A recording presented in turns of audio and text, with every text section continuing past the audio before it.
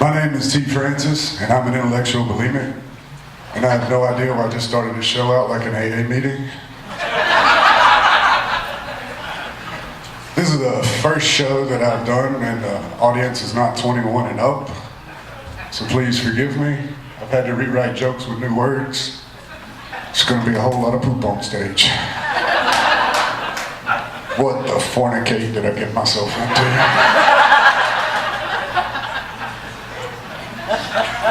I like to dedicate my show to silly things. Tonight's show is dedicated to 2,000 flushes. If it wasn't for you, I'd never know that yellow and blue make green.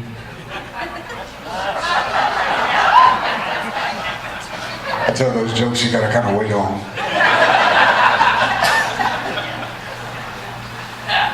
You know what's awesome about the word snatch?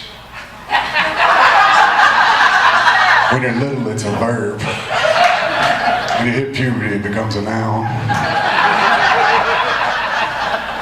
Thanks to Hollywood, it's a proper noun. All you needed to do was capitalize snatch.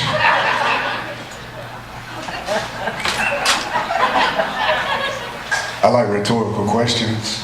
I never get those wrong.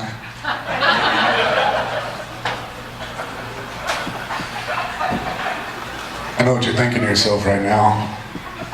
It's like that kid's got a flying unicorn farting chocolate chip cookies in his brain. You would be correct. And they are delicious.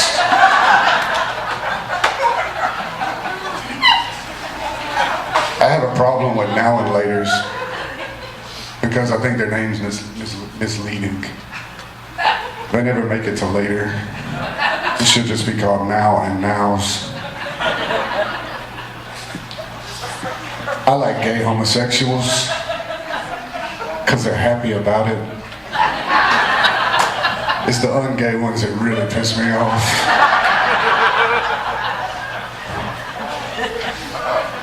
You know, essentially, if you're going to hate a gay person, you're really hating someone based on who they sleep with. And I can't do that, because if I was going to hate someone based on who they sleep with, I got a long list of straight people to get through.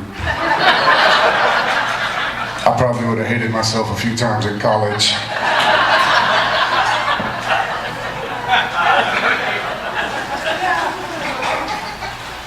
Stayed at a hotel last week. They gave me a complimentary robe. I wore it all weekend and I still don't feel better about myself. I think that might be broken.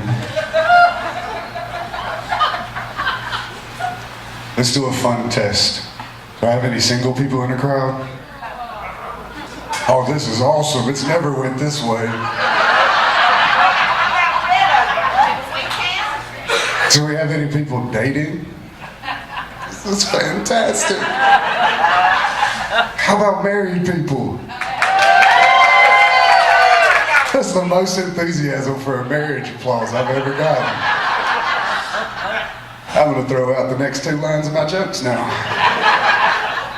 Let me remember where I would be at now. No, I'm married, and it's kind of a weird shock. My wife and I moved in together before we got married, and it was a really, really big culture shock. She had no roommate, and I lived with 4 guys. So we both had to get housebroken. I had to learn the important things, like name that smell is not an acceptable game. I was also informed that I could no longer play trash can Jenga. It's where you keep stacking the trash on top until it falls down, and if you make it fall, you gotta take it out. I went like 2 years without any trash duty. I played it the first week we moved in the house, and I came home one day, and the trash was taken out. There was now a lid on the trash can. I lifted up the lid, and there was a note that said, "No trash can Jenga. Thanks, management." I'm glad we figured out who was in charge early in the relationship. One night we were laying in bed, and there's this really big loud noise that we heard downstairs. And it kind of woke both of us up. She immediately just rolls over and slaps me, and she's like, "Oh, I think there's somebody in the house. I think there's somebody in the house. I think there's somebody in the house." I was like, okay. She gets out of bed, she grabs her baseball bat, and crawls underneath the sheets. So I did what any self-respecting man would do. I got out of bed, I took my pants off, and I decided to go investigate. You're looking at me going, why'd you take your pants off, man? See that? I edited myself. It's like, why did you take your pants off, man? And if somebody breaks in your house, they have the element of surprise. You gotta turn the tables on those guys. Normal scenario, you walk into the room and you're like, what are you doing in my house? My scenario, you walk in the room and the dude looks at you and goes, where are your pants? You already got them on your heels. It's big, exciting times in my house. Recently found out my wife and I are gonna have our first baby. Thank you, I needed that. And it's only fitting, I run an Irish pub, and it's only fitting my baby's due on St. Pat's. As if I needed more stress. But we went to the first sonogram. We go to sit down, and it's early in the pregnancy, so it wasn't one of those here sonograms. It was kind of one of the sonograms.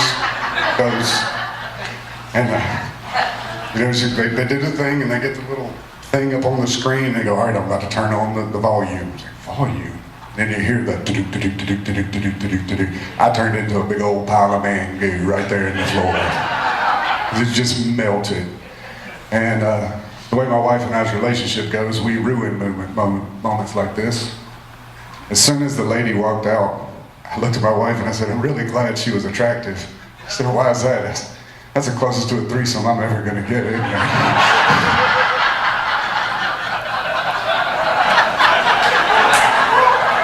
So now we have this moment that should be like really important in all our lives, and she's like, that's where you wrote that threesome joke, isn't it?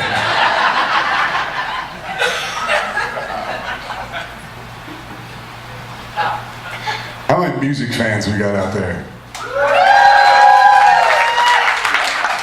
I love music. I love listening to music, all kinds of music. It doesn't matter what kind of mood you're in. You can find some kind of music that's going to pick you up, lift you up, bring you down, do what you need to do.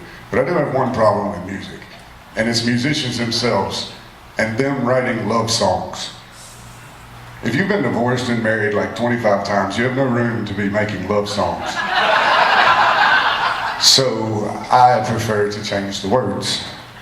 I think if you listen to music and you change the word love to drugs, songs make a lot more sense. And well, you can learn a little bit more about the people singing. I mean, think about Maroon 5. Look for the girl with a broken smile. Ask her if she wants to stay a while. She will be drugged.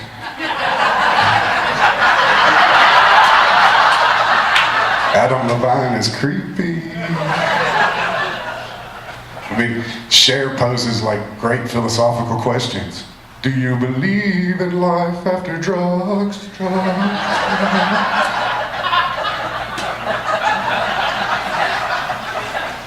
Think about the Beatles. All you need is drugs. All you need is drugs. All you need is drugs. Drugs. Drugs is all you need. This is the same creative minds that brought you the mind-blowing lyrics of I am the Eggman, I am the Walrus, Cuckoo, Cachoo. I would pay really good money if I had it for the notebook with the lyrics Cuckoo, Cachoo written down. And then to close it off, my all-time favorite song that's fun to play with, Mr. Meatloaf. And I would do anything for drugs, but I won't do that. That's why I love Meatloaf. He knew where to draw the line. I'm gonna leave you with one last thought. It means absolutely nothing. Snorks are the anti-Smurfs.